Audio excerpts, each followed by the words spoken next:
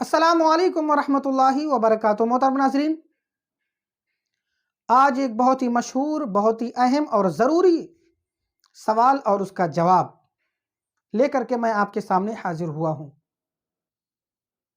آج کا سوال ہے کہ اگر کسی نے خودکشی کر لی تو اس کی نماز جنازہ ادا کی جائے گی یا نہیں؟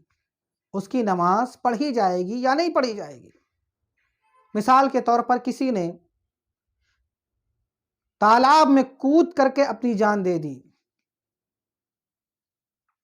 آگ میں کود کر اپنی جان دے دی، پھانسی پر لٹک کر کے اپنی جان دے دی، یعنی کسی شخص نے اپنی جان خود لے لی، اپنے آپ کو خود مار ڈالا، تو ایسے شخص کی نماز جنازہ ہوگی یا نہیں ہوگی؟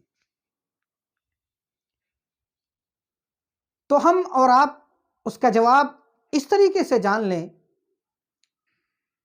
کہ ایسے شخص کی بھی نماز جنازہ ادا کی جائے گی، نماز جنازہ پڑھی جائے گی، اس کی بھی تجہیز و تکفین ہوگی، اسے بھی غسل دیا جائے گا، اسے بھی کفن دیا جائے گا، اور اس کی بھی نماز جنازہ پڑھ کر کے مسلمانوں کے رسم و رواج کے مطابق سپرد خاک کیا جائے گا۔ کیوں؟ اس لیے کہ خودکشی کرنے پر انسان کافر نہیں ہوتا، بہت بڑا گنہگار ہے، اللہ کی بارگاہ میں سخت پکڑ ہے، جہنم کے عظیم گہرائی میں جا کر کے وہ جلایا جائے گا، یہ سب کچھ ہے، مگر وہ کافر نہیں ہے، اور جب تک وہ کافر نہیں ہوگا تو اس کی نماز جنازہ ادا کی جائے گی۔ یعنی خودکشی کرنے سے انسان کافر نہیں ہوتا ہے، لہٰذا اس کی بھی نماز جنازہ ادا کی جائے گی۔ اسی طریقے سے ایک سوال کے جواب میں علامہ جلال الدین احمد امجدی علیہ رحمت و رضوان نے رد المختار اور شامی کی عبارت نقل کرتے ہوئے فرمایا کہ من قتل نفسہ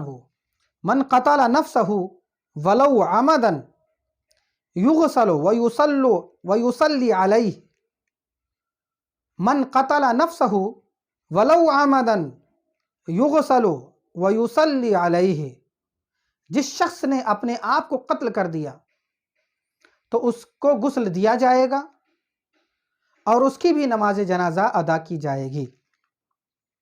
فتاوی فقیہ ملت جلد اول صفحہ نمبر 261 261۔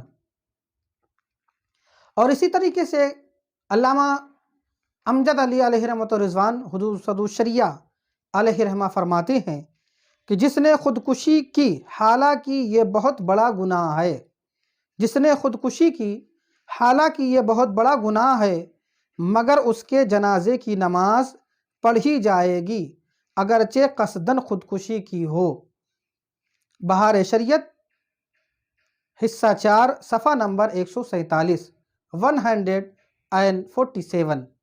یعنی حضور صدر الشریعہ اور علامہ جلال الدین احمد امجدی علیہم الرحمۃ والرضوان کے ان عبارتوں سے اور ان کی تحریروں سے پتہ چلا کہ جو شخص خودکشی کر لے اس کی بھی نماز جنازہ پڑھی جائے گی، اس کی بھی جنازہ پڑھی جائے گی، ادا کی جائے گی۔ السلام علیکم ورحمۃ اللہ وبرکاتہ۔